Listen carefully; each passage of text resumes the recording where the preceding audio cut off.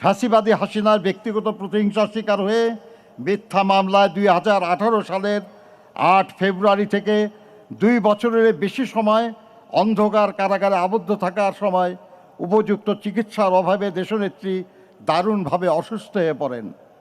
সমগ্র দেশবাসী সাক্ষী, পায়ে হেঁটে তিনি কারাগারে প্রবেশ করেছিলেন, কিন্তু নির্জন কারাগার থেকে তিনি বের হলেন চরম অসুস্থতা নিয়ে।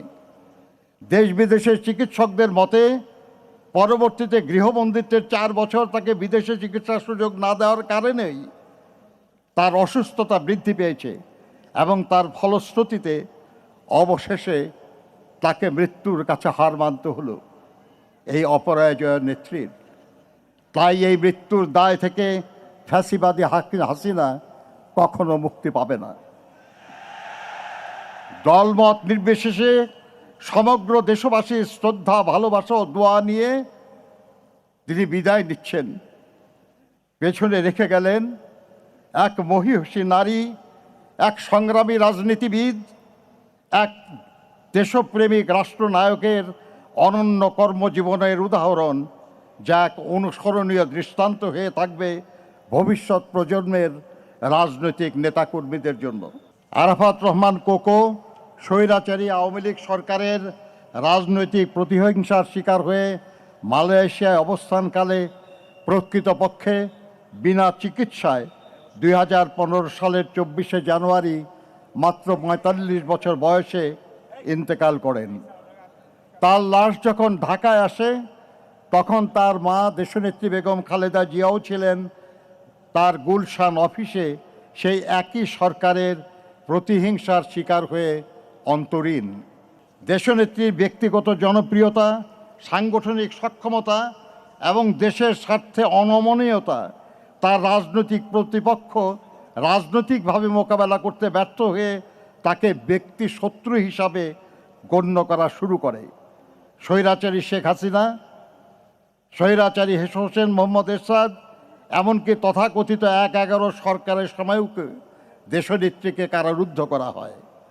ফ্যাসিবাদী হাসিনা স্রেফ প্রতিহিংসা চরিতার্থ করার জন্য দেশনেত্রীকে তার শহীদ স্বামীর স্মৃতি বিজড়িত বাড়ি থেকে উৎখাত করে এবং মিথ্যা অভিযোগে 17 বছরের কারাদণ্ডে দণ্ডিত করে।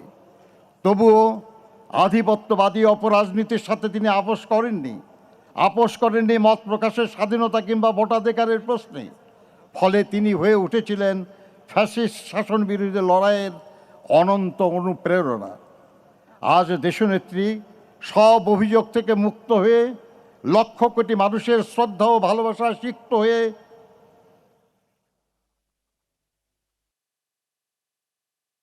আজকেই জানা যায় আমাদের সামনে আছেন। অন্যদিকে যারা তাকে জেলে পাঠিয়েছে, যারা তাকে গৃহহীন করেছে, তারা রান্না করা খাবার খেতে পারেনি, পালিয়ে যেতে বাধ্য হয়েছে। মাথার উপর তাদের ঝুলছে মৃত্যু পরোয়ানা।